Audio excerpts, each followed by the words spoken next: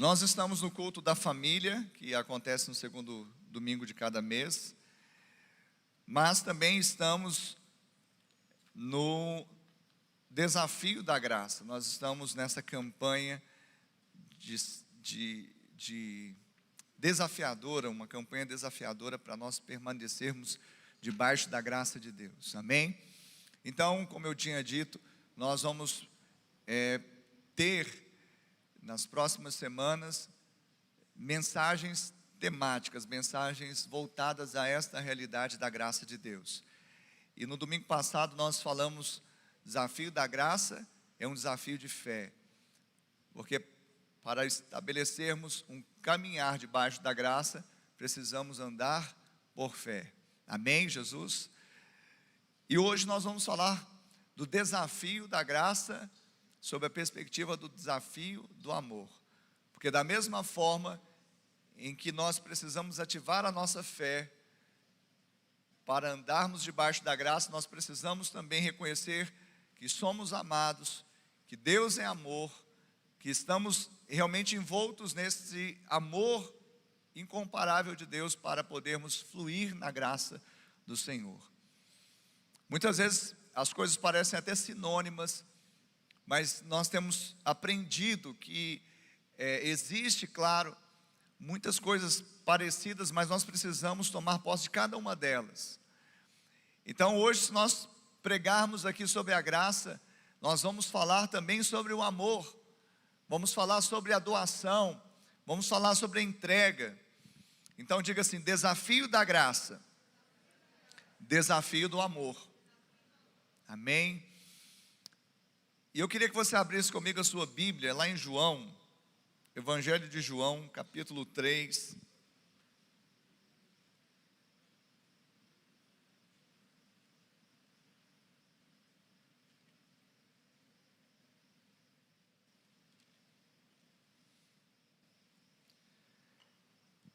João capítulo 3, nós vamos ler do 16 ao 21.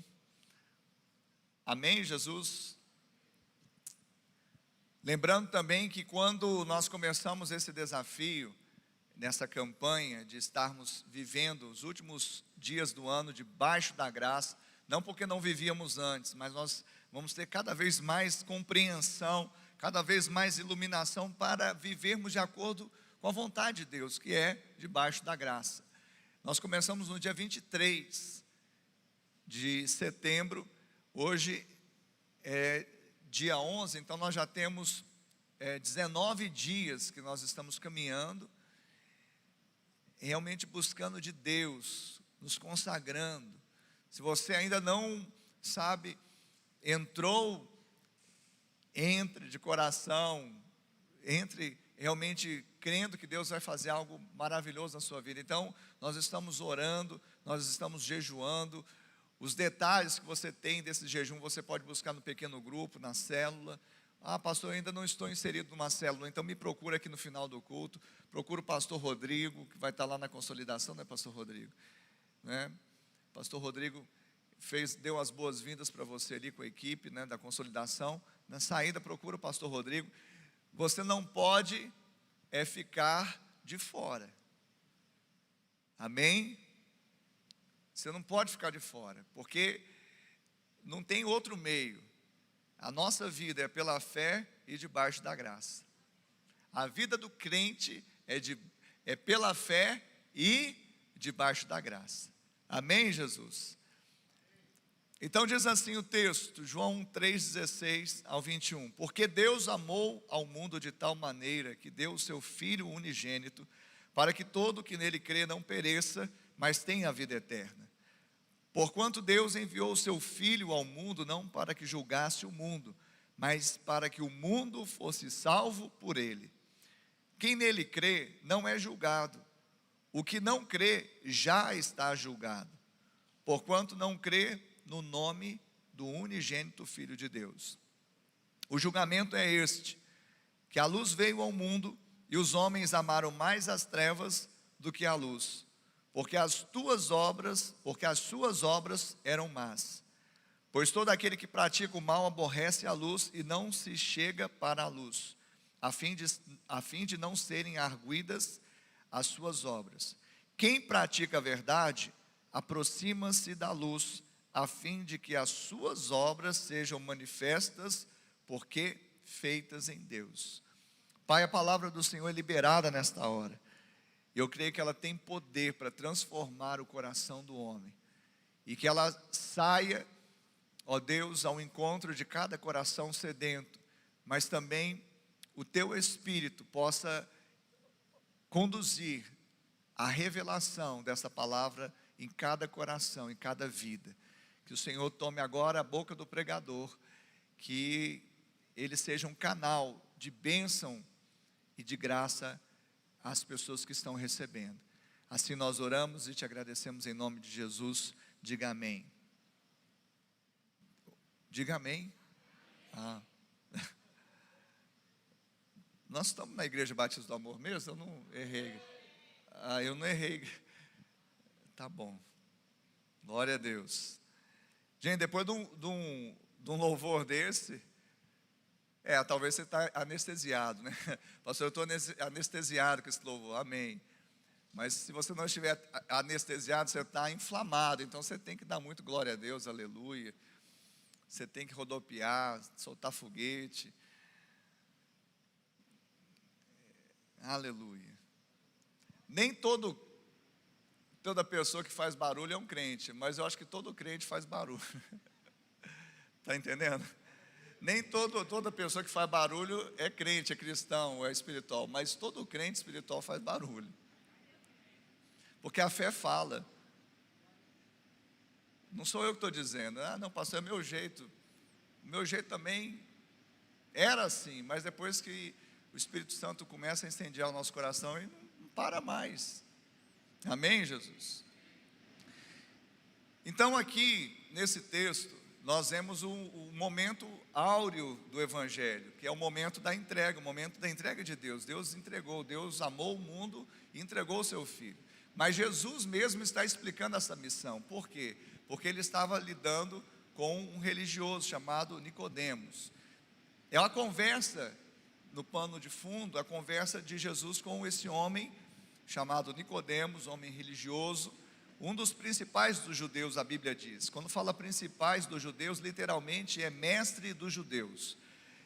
E este homem, ele foi encontrar com Jesus na calada da noite. Aí existem várias conjecturas, não se fala evidentemente no texto, por que ele foi na calada da noite. Então tem gente que especula, fala e estuda a respeito, mas eu, diante também do meu estudo, eu entendo que era por causa da vergonha dele. Por ele ser mestre dos judeus, foi ter com o mestre do Galileu.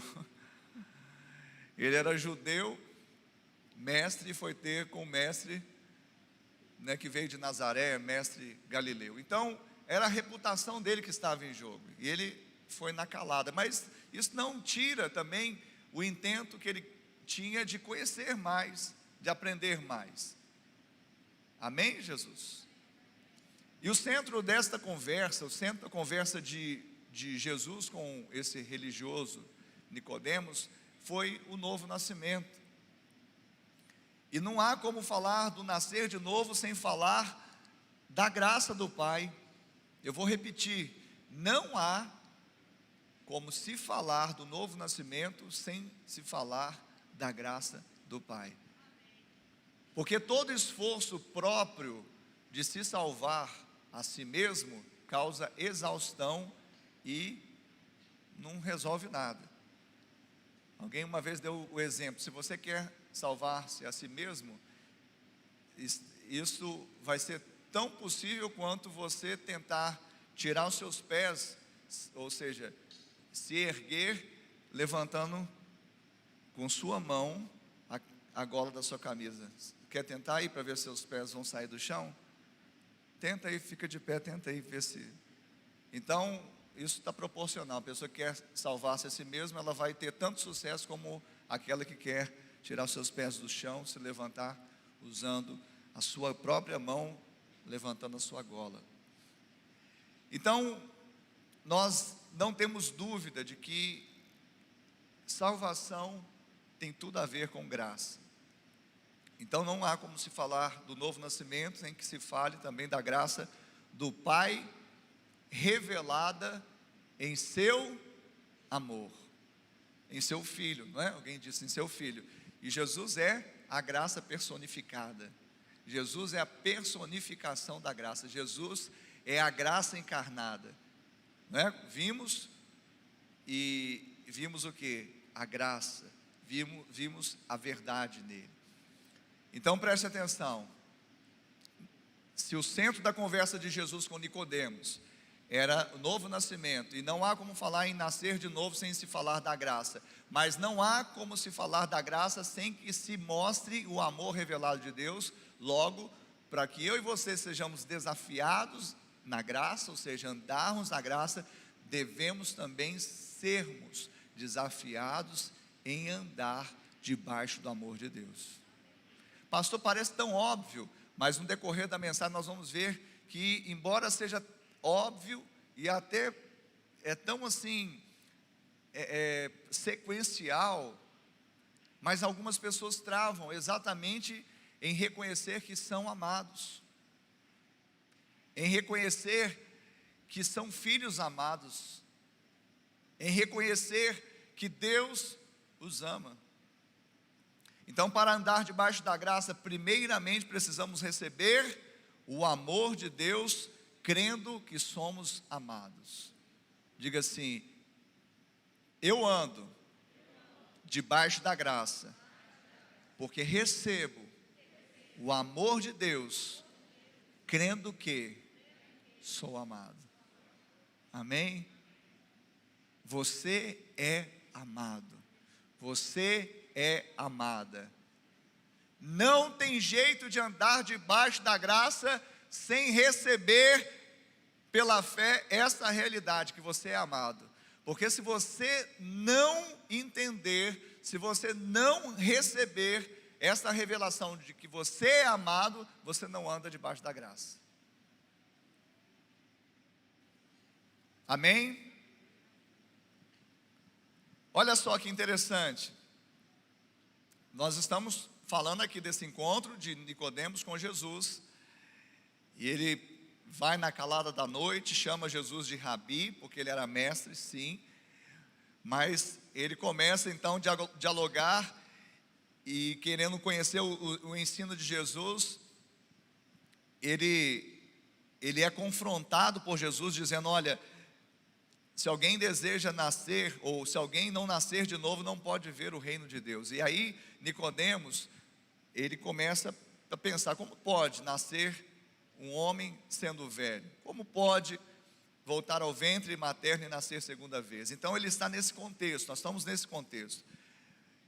Mas toda vez que eu falo nesse novo nascimento, falo do amor. Então, olha só, nós estamos falando da graça, que é Jesus, e da lei, que é Nicodemos.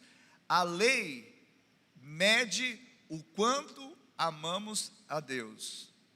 A graça revela o quanto Deus nos ama. Esse é um ponto central nessa mensagem. E eu vou repetir. A lei fala o quanto nós amamos a Deus. A graça revela o quanto Deus nos ama. Pastor, isso tem significado eterno. Não somente a eternidade no porvir, mas viver a eternidade agora. Mas na mente de um fariseu como Nicodemos, descendente de Abraão na carne, o fato dele ser zeloso pelos mandamentos, ser irrepreensível no tocante à justiça que há na lei, ele cria que por si só, isso já lhe conferia um status de ser súdito do rei, súdito do reino. Amém? Homem principais, ele era principal dos judeus, era fariseu. Os fariseus eram um segmento no judaísmo que eram os que mais levavam a sério a lei, eram irrepreensíveis no tocante à lei, e ele era mestre entre os judeus. Então, na cabeça de um homem assim, ele já se achava quase que a quarta pessoa da Trindade. Ele já se achava o bambambam. Ele já se achava justificado. Por quê? Porque ele era descendente na carne de Abraão, o pai da fé, o pai da nação israelita. Ele era zeloso, porque o judeu fariseu era zeloso dos mandamentos. E como mestre da lei, ele era irrepreensível no tocante à justiça que procede da lei. Então isso lhe conferia o quê? O status de ser súdito do reino. Para um judeu assim, o seu nascimento era melhor do que o nascimento de um gentil ou de um samaritano. É muita justiça própria. Mas toda essa justiça própria, para essas pessoas, de certa forma, na mente delas trazia o quê? Espiritualidade. É como se elas estivessem acima da média. Então, veja bem, quanto mais eu busco a justiça própria, a justiça que há na lei, as obras que eu faço para alcançar esse status, eu vou o quê? Eu vou de certa forma falando o quanto eu amo a Deus. O quanto eu amo a Deus. Para um religioso como Nicodemos, há mérito pelo seu suposto amor por Deus. Então, uma pessoa assim, e daqui a pouco nós vamos fazer o paralelo conosco mesmo. Uma pessoa assim, ela bate no peito e fala: eu amo a Deus. Afinal de contas, eu sou obediente aos seus mandamentos, e aquele que tem os meus mandamentos e os guarda é o que me ama. Eu realizo obras, então eu amo a Deus. Ou seja, até o amor que a pessoa diz ter, em função do quê? De mérito. Eu amo a Deus, ou seja, esse amor emana de mim. Então a lei sempre vai estabelecer isso, o quanto você ama a Deus. A lei vai medir o quanto você ama a Deus, mas a graça, ela revela o quanto Deus te ama. Uma pessoa que acha, que faz obras, que acha, que cumpre rituais, que acha que cumpre mandamentos, que acha que é um religioso, que acha que faz tudo direitinho, que acha porque vem todos os domingos na igreja, que acha que essa reunião de coisas que ela faz confere a ela esse mesmo status ou esse mérito de falar eu amo a Deus, ela está equivocada, ela está indo na contramão. E daqui a pouco nós vamos entrar nos textos para você perceber isso. Eu quero, volto a falar, aqui não está em jogo o quanto nós amamos a Deus, mas o quanto Deus nos ama. Amém, Jesus? Amém mesmo? E uma pessoa assim, ela sempre vai cogitar da carne e não do Espírito. Uma pessoa assim, ela sempre vai olhar para aquilo que a carne pode fazer e não naquilo que o Espírito já fez. Uma pessoa assim, ela sempre vai perguntar: será necessário? Porque eu tenho, feito tanto.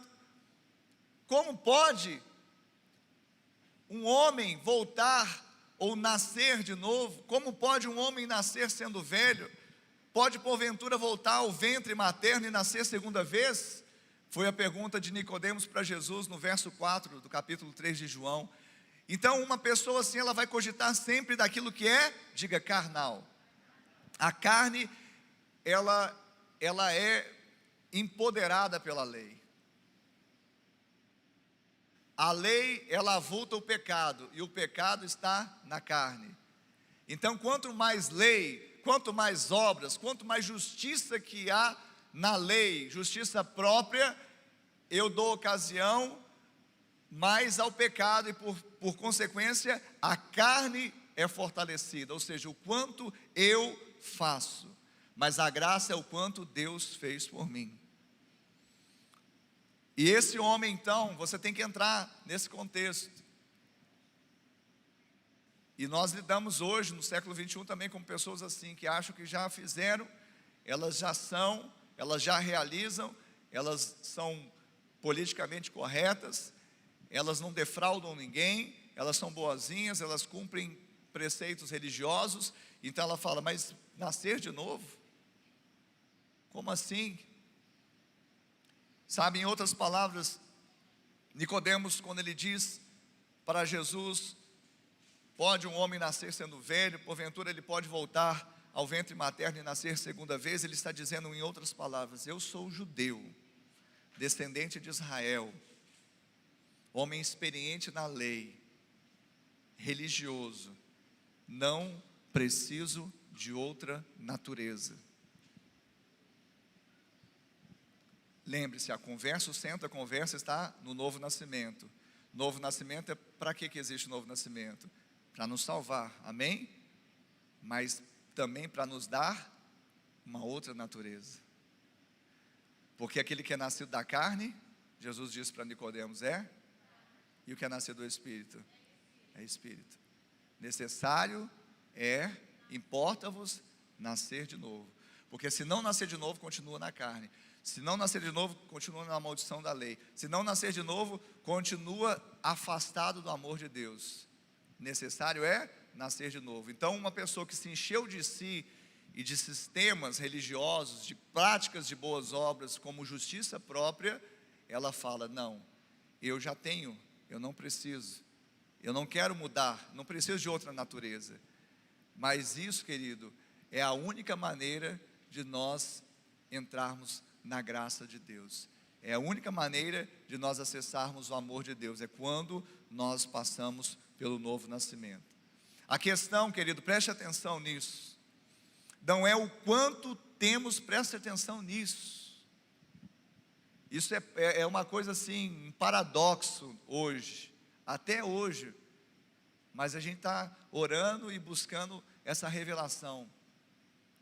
A questão não é o quanto temos para dar, porque em todo tempo nós no sistema religioso queremos fazer algo para dar a Deus, é verdade ou não é? Eu quero servir para quê? Para dar a Deus.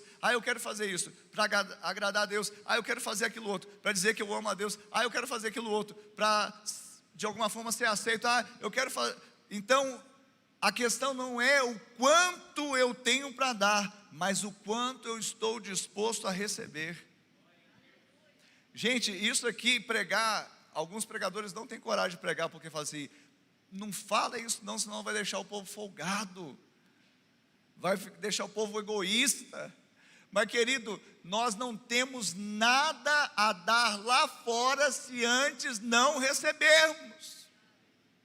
Então você sair lá fora achando, eu vou ser um bom cristão, eu vou dar, mas se você não receber, você não tem nada para dar.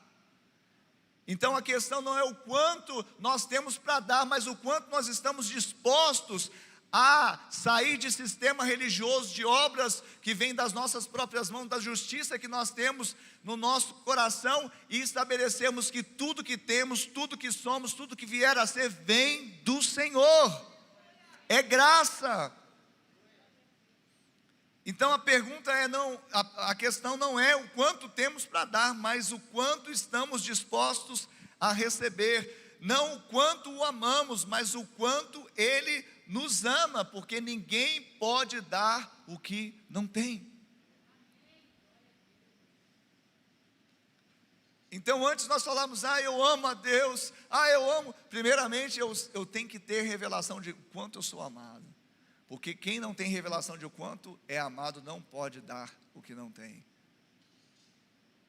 Enquanto você não souber que você é amado, que a graça chegou na sua vida, que o desafio de andar debaixo dela é exatamente você tomar posse desse amor e reconhecer que você é amado por Deus, você não conseguirá liberar esse amor.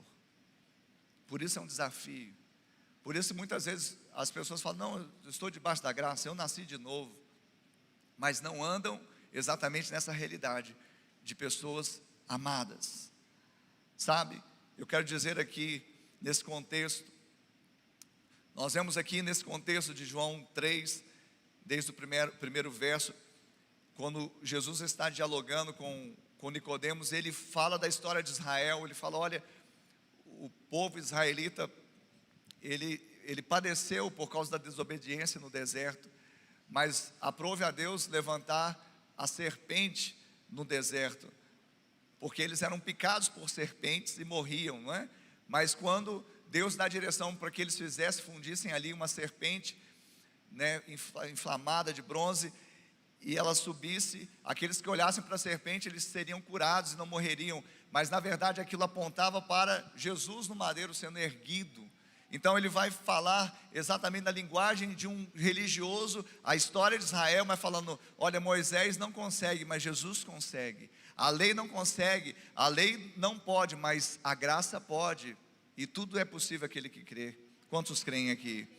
Então, quando ele fala no verso 3, ora, ninguém subiu ao céu, senão aquele que de lá desceu, a saber, o Filho do homem que está no céu.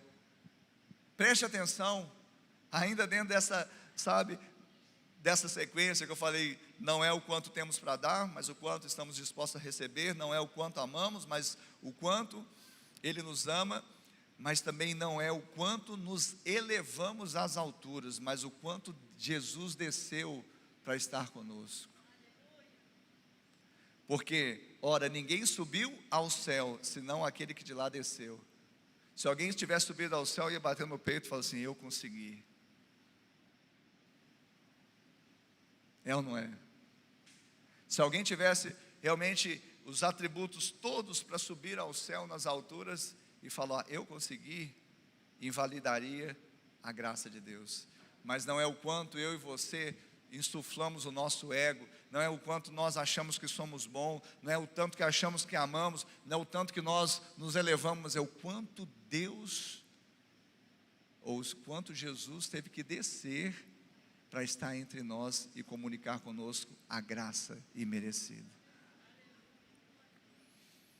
Quando o primeiro homem pisou na lua, foi notícia no mundo inteiro, o homem pisou na lua. E uma vez levaram essa notícia, aliás, ela estava pulverizada, mas chegou ao conhecimento, evidentemente, do Billy Graham, e aí ele fala uma frase muito impactante, né? Tremendo não é o homem pisar na lua, mas é Deus pisar na terra, né? Então não o quanto eu insuflo, o quanto eu amo, o quanto eu sou bom, é o quanto Ele está descendo, é o quanto Ele desceu, é o quanto Ele se humilhou, é o quanto Ele ficou no nosso nível para dizer, pode. É o quanto Ele comunica da graça, do amor dEle. Você está entendendo isso, querido? Amém? Fala, desafio da graça, desafio do amor. Outro ponto que está dentro desse contexto aqui da conversa de Nicodemos com Jesus, de Jesus com Nicodemos, é essa frase, importa-vos nascer de novo. Isso não é apenas importante, mas é essencial. Alguém já me disse, pastor, mas como crer num Deus assim que manda as pessoas para o inferno? Eu falei, da onde você bebeu dessa aí? Ué, porque eles vêm os crentes aí e falam assim, se você não aceitar Jesus, você vai para o inferno.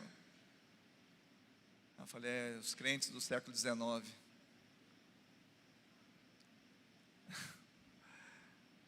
Eu falei, deixa eu te explicar. Deus não está mandando ninguém para o inferno. O homem já está lá, Ele está resgatando através de Jesus.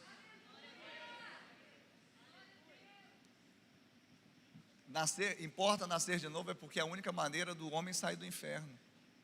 Não é ir para lá, ele já está lá. Não é o que nós lemos no 3:17, porquanto Deus enviou o seu Filho ao mundo, para que julgasse o mundo? Não para que julgasse o mundo, mas para que o mundo fosse salvo por Ele. Jesus não veio para condenar ninguém, Jesus não veio para julgar ninguém, não na primeira vinda. Ele veio para salvar. Por que Ele veio salvar? Para que vem um Salvador? Porque o camarada está perdido.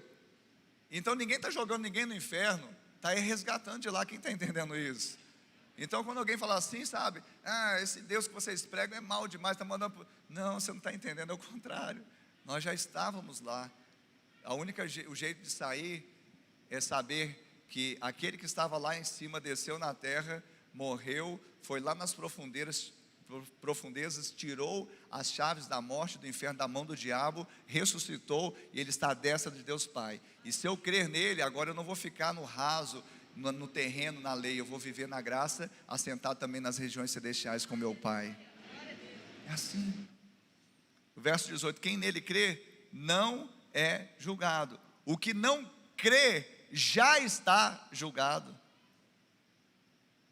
O que não crê, já está julgado. Então, se alguém permaneceu 70, 80 anos em média, que vive nessa terra e não crê, não é que ninguém julgou, ele já está julgado.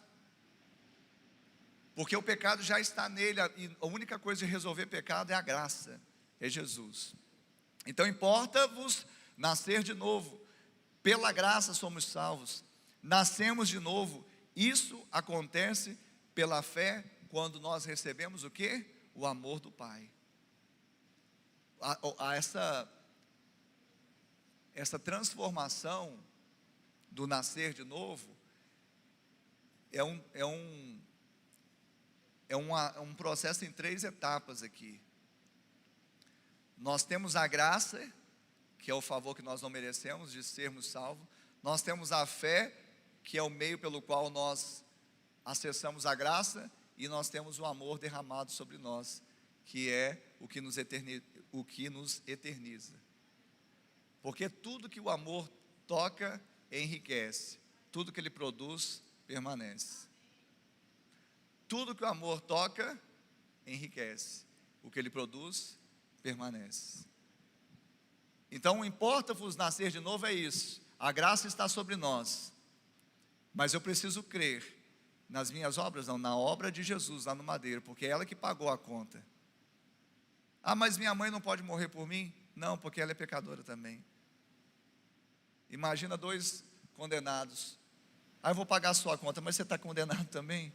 Só Jesus poderia fazer isso, Ele fez. Essa obra é suficiente. Mas além dessa graça e da ativação da minha fé, eu preciso entender que nós recebemos, eu e você recebemos o amor do Pai no novo nascimento. No primeiro nascimento, na carne, quem nasceu na carne aí? Amém? Quem não levantou a mão, quem nasceu na carne aí? Amém. Eu sei que você fala, pastor, eu não sou desse mundo. Tá, mas aqui nesse mundo você nasceu de quê? Ventre materno, amém? Você nasceu na carne. Então, no primeiro nascimento, na carne, herdamos o pecado de Adão. E, portanto, estávamos destituídos da graça. E éramos, por natureza, o quê? Filhos da ira, da desobediência, inimigos de Deus. Isso é o que nós herdamos no primeiro nascimento. E no segundo nascimento, nós nascemos no Espírito. Herdamos a justiça de Cristo. E, portanto, nos tornamos filhos de Deus, ou filho do Pai Celestial, e agora, amigos de Deus. Você é amigo de Deus. Fala assim, graças a Deus por isso. Quantos já ouviram aquele versículo assim? Se Deus é por nós, quem será contra nós? Minha mãe sempre falava esse versículo. Ela fala, tudo posso naquele que me fortalece. Que se Deus é por nós, quem será contra nós? Por que Deus é por nós? Porque pela graça, mediante a fé, Ele derramou o amor dele sobre nós e nos tornou filhos amados. Nós éramos filhos da ira, da desobediência, inimigos de Deus. Mas nós não fizemos nada, Ele fez. Derramou graça, acessamos pela fé e recebemos o amor que nos tornou amigos de Deus. E agora, o que Deus pensa a seu respeito? Nesse momento, pensa aí rapidinho. Ah, pastor, eu acho que ele está esperando mais de mim. Você acha? Ah, pastor, eu acho que ele ficou um pouquinho triste comigo. Hoje de manhã eu dei um gritão. Você acha? Se Deus é por nós, quem será contra nós? Eu não tenho esse versículo, mas se nós invertêssemos esse versículo, se Deus é contra nós, quem poderá ser por nós? Antes nós estávamos assim, agora Ele é por nós. Ele nos ama, Ele quer te abençoar, Ele quer te favorecer, Ele quer derramar mais graça, Ele quer trazer cada vez mais essa realidade sobre a sua vida. Quem está crendo nisso? Quem está recebendo isso pela fé? E o pensamento que Ele tem a seu respeito é pensamento de paz. Jesus ensinou também lá no Sermão do Monte, se nós que somos maus na carne, temos a maldade, sabemos dar boas coisas, dádivas aos filhos, quanto mais o Pai Celestial. Porque quando Ele olha para mim e para você, Ele não olha simplesmente para o Ricardo, filho de Adão. Ele olha para o Ricardo, nascido no Espírito, filho de Deus. Ele olha para o próprio filho dele que está em mim e fala: esse é meu filho amado em quem me comprazo. E um pai que tem prazer no filho, ele tem prazer em abençoá-lo, é ou não é? Então em todo o tempo Ele quer te abençoar. Pastor, mas por que eu passo luta? Porque no mundo tereis aflições. Isso não tem nada a ver com Deus, é o mundo. Por que eu passo dificuldade? Porque no mundo nós passamos por dificuldades. O mais importante é você ter convicção do novo nascimento. Você nasceu de novo, você recebeu a graça, você recebeu o amor, você é filho de Deus, não há mais ira sobre você. Toda a ira de Deus, sabe aonde que ela foi parar? Quem sabe aí para me falar, onde foi parar toda a ira de Deus? Na cruz. Ele descarregou lá no madeiro. Ah não, mas sobra um pouquinho para mim. Da onde você tirou isso? Se você pensar que ainda existe um pouquinho de ira de Deus destinada a você, porque você não pôs o lixo lá fora, você não arrumou a cama, você falou mais alto, você não fez isso, você deixou de fazer aquilo, é porque a cruz não foi suficiente para resolver essa questão da ira de Deus. E foi suficiente. Aceite você ou não, esta é a realidade. Mas eu estou aqui para pregar exatamente isso, para que nós possamos viver o melhor de Deus nesse tempo. Isso é uma mudança de chave. Porque nós estamos no segundo nascimento. O segundo nascimento é no Espírito. E no Espírito nós herdamos a justiça de Cristo. E portanto, podemos saber que somos filhos de Deus. Paulo fala aos Romanos capítulo 8, ele diz que o próprio Espírito testifica com o nosso Espírito que somos o quê? Filhos de Deus. Na carne não tem nada parecido com Deus, mas no Espírito está tudo parecidinho com Deus. Não tem nada errado. No Espírito você está pronto. Ah pastor, mas a carne é fraca. Todo mundo fica, a carne é fraca. Mas se ela é fraca, dá uma rasteira nela aí. Põe ela para correr. Mas não, o Espírito. O Espírito do Ricardo? Não, é o Espírito com E maiúsculo, o Espírito Santo. Chama o Espírito Santo, porque todos que são guiados pelo Espírito de Deus são filhos de Deus. Nós hoje cantamos de reino, cantamos do Espírito, cantamos do amor. Hoje foi, amém Jesus. Quem está recebendo pela fé essa palavra? Isso é maravilhoso. Mas, vamos lá. É claro que é inquestionável que a maior dádiva da graça de Deus é nos permitir nascer de novo. Mas algo extraordinário acontece também nesse novo nascimento. É porque nesse novo nascimento os nossos olhos, eles são abertos para ver, são olhos da fé, claro, para ver o quanto Ele nos amou. Por que tem pessoa bagunçada lá no mundo e correndo atrás de tantas coisas para tentar fazer alguma coisa para no fim dar mais ou menos? É porque não sabe o quanto Deus os ama. Porque se soubesse não estava nessa bagunça toda. Porque Deus acerta a casa, Ele dá tudo, Ele abençoa, Ele concede graça, Ele promove, Ele... Então é insano, não é? Ver a pessoa toda bagunçada, sabe, vivendo dissolutamente. Às vezes a pessoa acha que viver dissolutamente é uma vida boa, mas não, está perdendo a vida. Ele está detonando com a vida, está arrebentando com a vida, relacionamentos horríveis, sabe? E que é caminho de morte. Mas por que as pessoas fazem isso? Porque ainda não lhes foram abertos os olhos espirituais para ver o quanto elas são amadas. Porque a hora que elas souberem o quanto são amadas, elas não vão querer mais essa vida. Ela fala, não, eu tenho vida melhor. Então, algo extraordinário aconteceu. Vimos o quanto Ele nos amou. Não por causa de qualquer mérito nosso, até porque não existe justo nenhum sequer. Nenhum pode bater no peito, nenhum judeu, nenhum principal dos judeus, nenhum mestre da lei poderia bater no peito e falar, eu tenho mérito em ser amado por Deus. Ninguém tem mérito em ser amado por Deus. Deus ama de graça. Eu me lembro do nosso saudoso Mateus, filho da Dilce,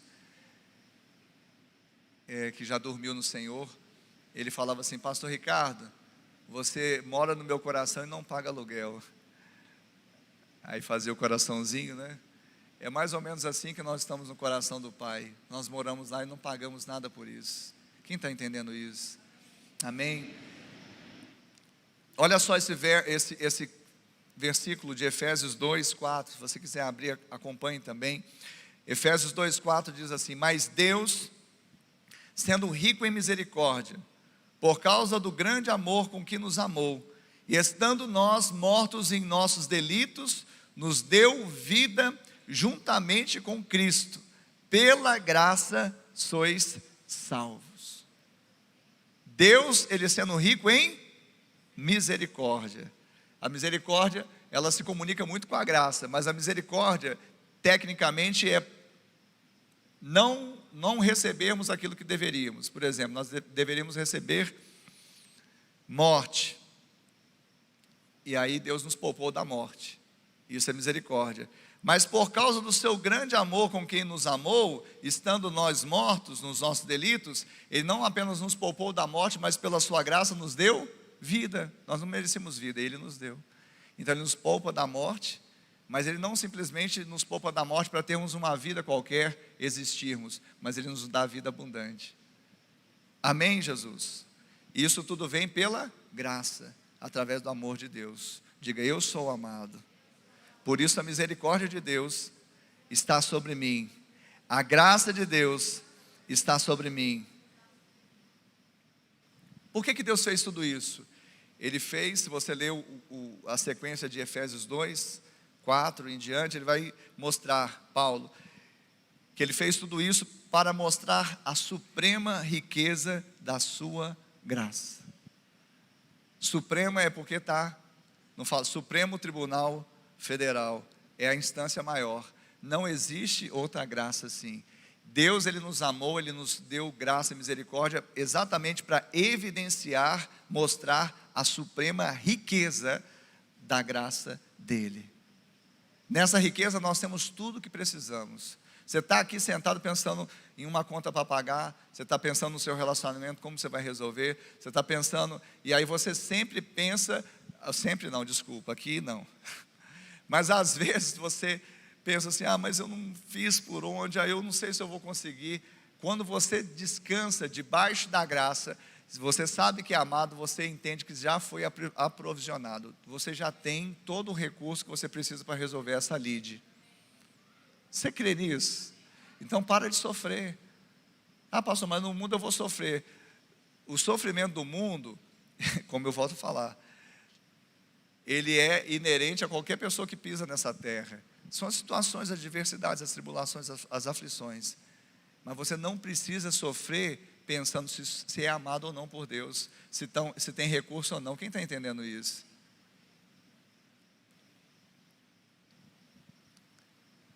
Aleluia.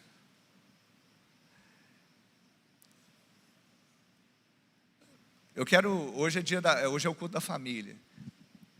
Então, quando nós entendemos que Deus fez tudo isso para mostrar essa riqueza da sua graça, Ele fez para trazer uma revelação até para quem já nasceu de novo. Quem já nasceu de novo? Quem já aceitou Jesus Cristo como Senhor e Salvador da sua vida e já nasceu de novo? Então você já nasceu de novo, se você fez essa decisão. Não por uma religião, não por um sistema de dogmas, mas você em Cristo pela fé nasceu de novo. Então, preste atenção. Esta demonstração da suprema riqueza de Deus não é simplesmente para aquele que nasce agora, mas para aquele que já nasceu também. Porque embora nós todos levantamos as mãos e dissemos, nascemos de novo, tem muita gente que vive como não nascido de novo. Você já nasceu de novo, você é filho, mas vive como pródigo. Você já nasceu de novo, mas não tem vivido debaixo da graça, do amor de Deus. Sabe, isto é algo lamentável, é uma infelicidade. Você é filho, você é amado, o Pai te ama. Então há pessoas que mesmo tendo nascido de novo, não se sentem amadas pelo Pai. E elas, por isso, elas alternam entre lei e graça. Porque aquele que não tem convicção que é filho, aquele que não tem convicção da graça, aquele que não tem convicção do amor de Deus, aquele que não tem convicção que é amado, aquele que não tem convicção que Deus não nutre pensamentos horrendos, maléficos, de ira contra si, aquele que não tem esta revelação, ele fica oscilando em graça e lei, graça e lei. Isso é terrível, porque um pouquinho do levedo ou do fermento da lei vai levedar toda a massa. Viva debaixo da graça, entendendo que você está debaixo do amor de Deus. Você está debaixo do amor de Deus. Diga, eu estou debaixo do amor de Deus. Diga, eu sou amado. O Pai não está irado comigo. Pastor, mas e o que eu fiz hoje? O que eu fiz ontem? O que eu fiz no verão passado?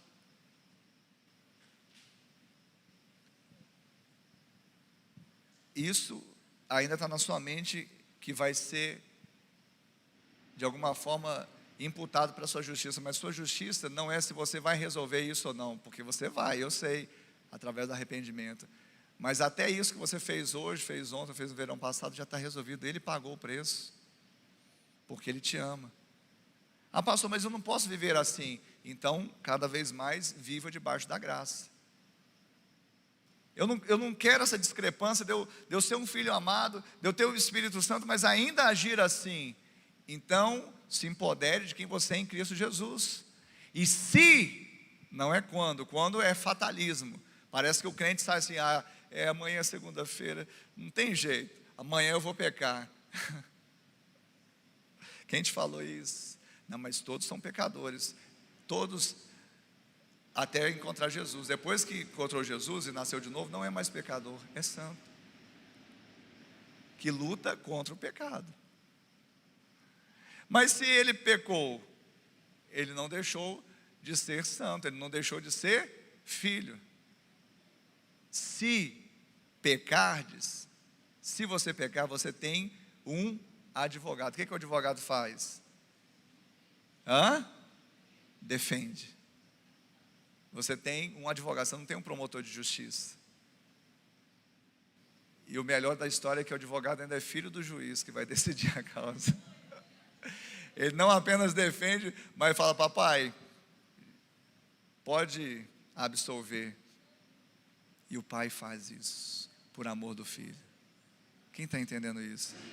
Mas o texto fala, se pecar, saibam vocês que vocês têm um advogado junto ao Pai, Jesus Cristo, o justo. Você não tem o Ricardo, o justo, a Ana, o justo, você tem Jesus Cristo, o justo. Ele resolveu. E finalmente, assim é todo o que é nascido de Deus. Essa frase é marcante nessa conversa de Nicodemos com Jesus, que fala do desafio de graça, fala do desafio do amor. Assim é todo o que é nascido do Espírito. Eu estava olhando um comentário da minha Bíblia de estudo do Dr. Russell Shedd, pastor e teólogo saudoso. Ele diz assim: tal como o vento atua imprevisível e invisivelmente, mas é percebido em seus efeitos, do mesmo modo o Espírito opera na vida dos filhos de Deus e a controla. Porque Jesus fala assim: assim é todo que é nascido do Espírito. É como o vento. O vento sopra, você sabe de onde vem? Quem sabe de onde vem o vento? Quem sabe para... Não, você não sabe, né? Mas para onde vai você sabe, né? Não sabe também não. Fez assim, fez errado. Você não sabe nem de onde vem, nem para onde vai. Assim é todo que é nascido do Espírito. A palavra é pneuma. E é interessante que a palavra vento, tanto no hebraico quanto no grego, ela é traduzida também por Espírito. Então preste atenção. O nascido de novo é como vento, pneuma, guiado pelo Espírito. Ele é filho de Deus, amado pelo Pai. E esta graça, toda esta graça que nós estamos falando, ela veio pelo amor. Ela é advinda do amor e desafia cada um de nós a viver, preste atenção, aonde Deus nos tem colocado e recebermos o que o Pai tem nos dado. Para que isso tudo, pastor? Desafio da graça, desafio do amor. Para que essa revelação? Para que essa iluminação? Para que Deus mostrar a suprema riqueza da graça dele? Para que isso tudo? Para que eu e você não saiamos do lugar aonde ele tem nos colocado e não abramos mão daquilo que ele tem nos dado. Tudo isso é para isso, porque Deus quer que os seus filhos vivam como vencedores. Porque você bate no peito e fala, eu vou fazer acontecer. Não, porque o Filho fez acontecer. E quem está em Cristo é mais que vencedor. Aquele que está em Cristo, ele é mais que vencedor. Então fala assim, eu sou nascido de novo, nascido do Espírito, guiado pelo Espírito Santo, filho de Deus, amado pelo Pai. Diga, esta graça, ela veio do amor do Pai, e ela me desafia a viver aonde Deus me tem colocado e a receber o que o Pai tem me dado. Amém, Jesus? Você recebe isso pela fé? Você recebe isso? E já está provado, Deus já provou isso. Ele já provou o seu amor por nós. Não precisa mais ficar fazendo provas de amor, assim como um casalzinho apaixonado fica, você tem que provar um amor por mim, você também. Deus já provou o seu amor por nós. Quando ele enviou Jesus lá na cruz, ele já provou o amor dele por nós. E se ele não poupou o seu próprio filho, antes por todos nós o entregou, o que ele não nos dará juntamente com ele? Ou seja, ele nos dará todas as coisas. Então, como ele provou, então para você e para mim basta viver o amor e nos colocar juntamente com ele, assentados em lugares celestiais, e também a recebermos todas as coisas que ele tem nos dado. Eu estava falando ontem com alguém sobre relacionamento, e nós estamos hoje no culto da família. Relacionamentos doentios são daqueles pautados em eu quero, eu preciso, você tem que me dar. Isso é relacionamento doentio. Essa conta não vai fechar. O relacionamento saudável é aquele que eu dou.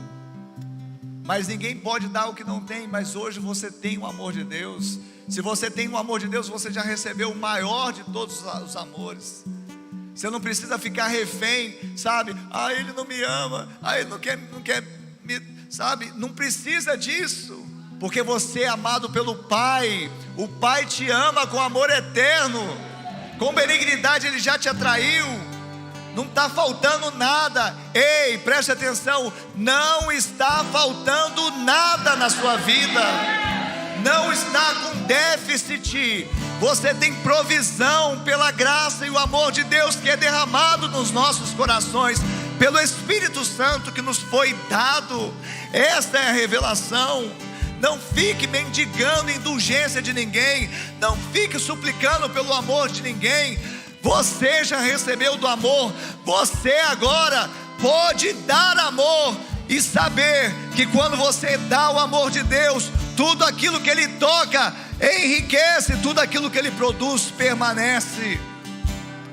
A resposta está em Deus, a resposta está em Cristo, a resposta está na graça. Então, essa resposta está dentro de você, porque Ele habita em você. Mas Ele quer que você não saia dos lugares que Ele te colocou, não saia dos lugares celestiais. Nós estávamos aqui caídos, Jesus desce do céu e agora nele nós somos elevados para estarmos assentados com Ele nas regiões celestes. Ele fez isso por amor.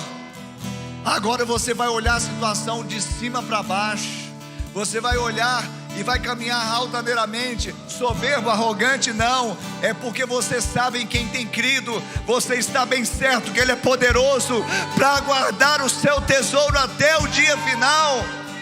Ele que te levou, não foi você que se insuflou e foi às alturas. Ele te levou. Então, se Ele te levou, é lá que Ele quer que você permaneça.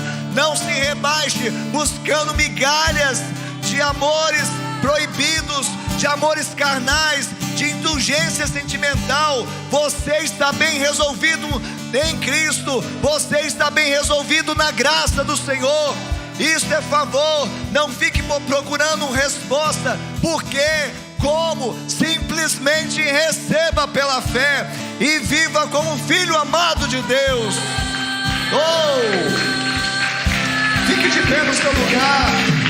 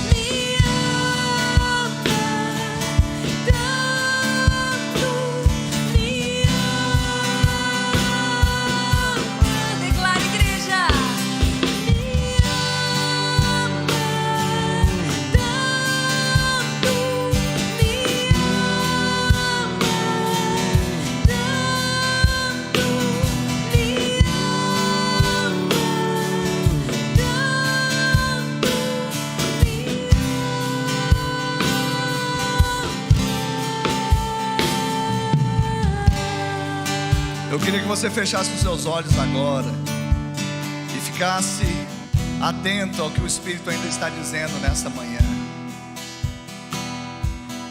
Eu queria que você pensasse na sua vida, na sua família, no seu casamento, na sua relação com o seu cônjuge, com a relação com seus filhos, e ouvisse essa palavra que está escrito em 1 João 4:10. Nisto consiste o amor, não em que nós tenhamos amado a Deus, mas em que Ele nos amou e enviou o seu Filho como propiciação pelos nossos pecados. O amor consiste não é no amor que eu tenho por Deus, porque esse é limitado e falho, condicional. Toda vez que eu olho para mim mesmo, eu vou ver limites. Mas o amor de Deus, ele consiste naquilo que Ele é, porque Ele é amor.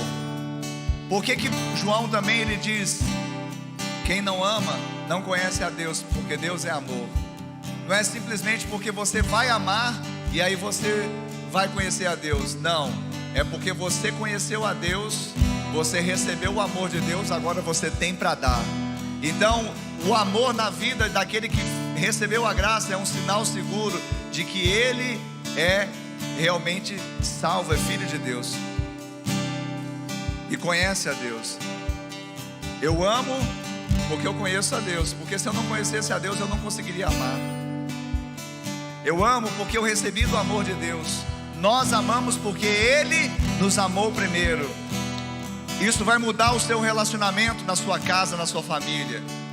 Não fique esperando o outro.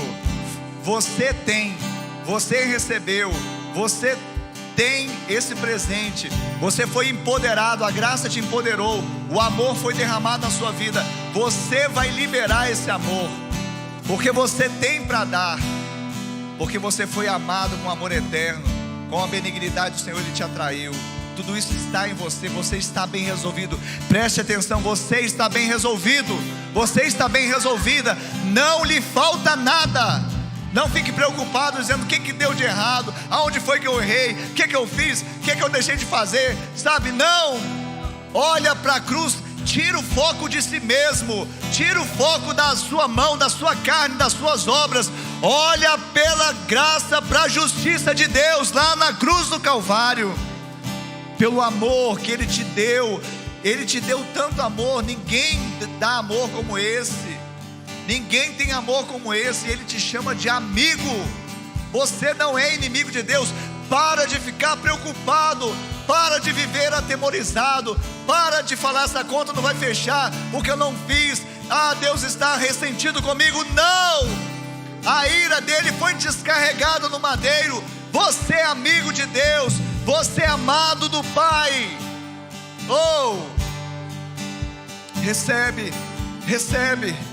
Recebe nesta hora essa revelação, recebe nesta hora essa iluminação, recebe nesta hora essa graça, recebe nesta hora esse amor, recebe mais. E ainda com seus olhos fechados, eu queria que você colocasse a sua mão no seu peito, fizesse essa oração comigo, dizendo: Senhor, nesta manhã eu ouvi a Tua palavra, e ela gerou fé em meu coração, e agora eu confesso com a minha boca que Jesus Cristo é o meu Senhor, é o meu Salvador, e creio que Deus o ressuscitou dentre os mortos. Salva-me, escreve o meu nome no livro da vida. E eu, Senhor, que um dia andei em Teus caminhos, mas me afastei, me desviei. Hoje, arrependido eu volto, na certeza do Seu amor, da Sua graça. Coloca anel no meu dedo, sandálias nos meus pés, me dê vestes novas, porque o filho volta para a casa do Pai, para a presença do Pai. Ainda com os olhos fechados, eu quero perguntar aqui nessa manhã: você fez esta oração comigo, com todos, e se identificou com ela? E se você fez essa oração e se identificou com ela, eu queria que você levantasse uma das suas mãos. Eu quero orar por você. Levante a sua mão. Eu vejo uma mão levantada, eu vejo outra mão levantada. Você que fez essa oração, você pode levantar a sua mão como um sinal de que isso fez sentido para você. Você se identificou e, portanto, hoje a sua vida está sendo transformada. E você que está em casa também, você pode levantar a sua mão. Eu não estou vendo, mas Deus está. E certamente será um sinal seguro de que tudo isso fez sentido, e a fé brotou no seu coração pela palavra pregada, e agora você confessa com a sua boca. Eu quero abençoar essas vidas que levantaram as suas mãos. Pai, no nome de Jesus, são filhas amadas, e não há nada que pode mudar isso. São filhas amadas, filhos amados, não há nada que pode mudar isso, porque nada pode separá-las do Teu amor que está em Cristo Jesus. E não há mais condenação, porque não há mais condenação para aqueles que estão em Cristo. Então toda condenação cai por terra, toda acusação cai por terra, toda cultura de escassez cai por terra. Eu não tenho, eu não posso, eu não valho. Isso já caiu por terra no nome de Jesus, porque agora elas têm, elas podem, elas são o que a Bíblia diz. E pelo que a Bíblia diz, elas estão empoderadas pela graça, pelo amor de Deus, e têm tudo o que elas precisam para viver em novidade de vida. Assim nós oramos e te agradecemos em nome de Jesus. Amém e amém. Será que você pode aplaudir o Senhor Jesus nessa manhã?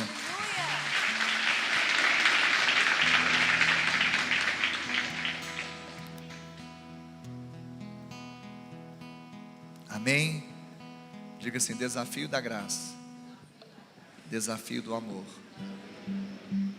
Então, para andar debaixo da graça, você precisa andar debaixo do Como?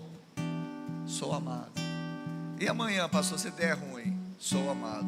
E amanhã, pastor, se der algum problema, sou amado. E amanhã, se tiver algum impedimento, sou amado. E amanhã, se acontecer isso, sou amado.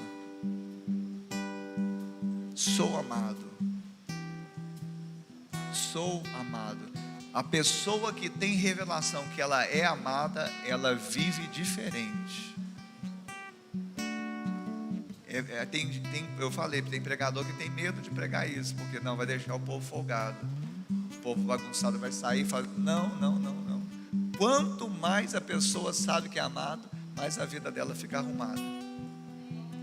Por causa dela? Não, porque ela recebeu o amor pela fé naquilo que Jesus fez, então já está feito. Tudo que ela precisa para andar de acordo com a vontade de Deus já está resolvido. É só ela fluir no Espírito. O que é nascido da carne é? O que é nascido do Espírito é? Quem nasceu no Espírito? Pronto, está resolvido. Você não precisa andar mais como devedor da carne, porque a dívida da carne foi paga. Amém? Viva no Espírito, guiado pelo Espírito. Aleluia. Pastor, por favor, algo que me veio no meu coração, meus irmãos, rapidinho. O pastor falou que nós fazemos não para receber, mas porque recebemos, amém? E quanto mais entendimento da graça nós temos, mais nós somos operantes no reino. Só que aí nós fazemos no reino, nós trabalhamos no reino, não para termos algum reconhecimento, e não para recebermos algo. Nós fazemos porque nós já recebemos tanto, que nós entendemos que recebemos para dar. E aí fica esse ciclo, e aí nós damos, e aí quanto mais a gente dá, mais a gente recebe, e fica esse ciclo abençoado, não é verdade?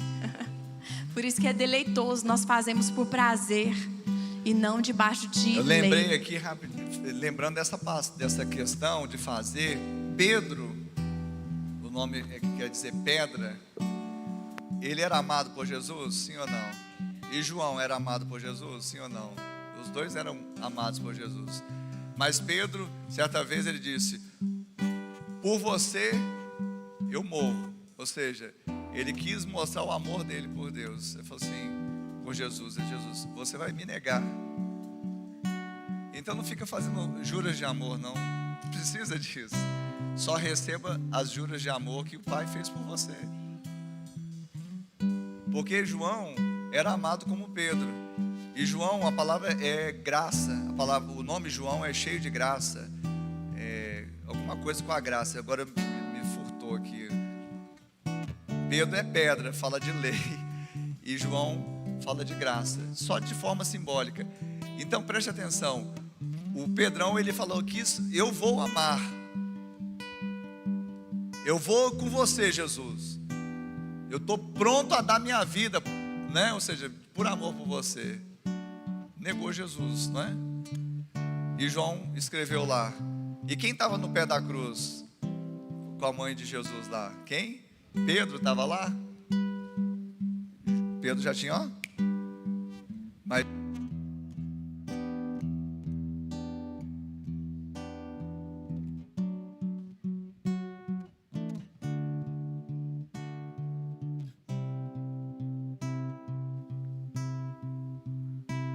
acho que isso é proposital. O pastor está falando muito isso. Não, né, Jorge? Amém, acabou a bateria. Mas eu quero concluir. E João estava lá no pé da cruz, não é? E João escreve lá assim: João, discípulo amado. Jesus amava mais João? Qual que era a diferença?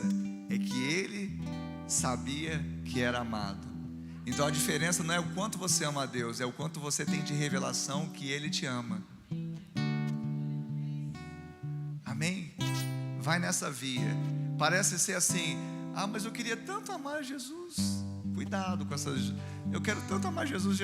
Pedro queria tanto também, eu vou morrer com você. Negou. Não é esse caminho, esse é o caminho da justiça própria. Eu vou amar, eu vou fazer, eu vou ter mérito. Não. Ele, põe essa canção aí direto. Ele me ama e vai. Depois você me conta se dá certo ou não dá. Amém? João não era o discípulo que Jesus mais amava, mas ele se considerava muito amado, a tal ponto dele mesmo escrever: João, o discípulo amado. Amém, Jesus? Que o amor de Deus Pai, a graça de Deus Filho e a consolação do Espírito Santo seja com todo o povo de Deus hoje e sempre. Amém e amém.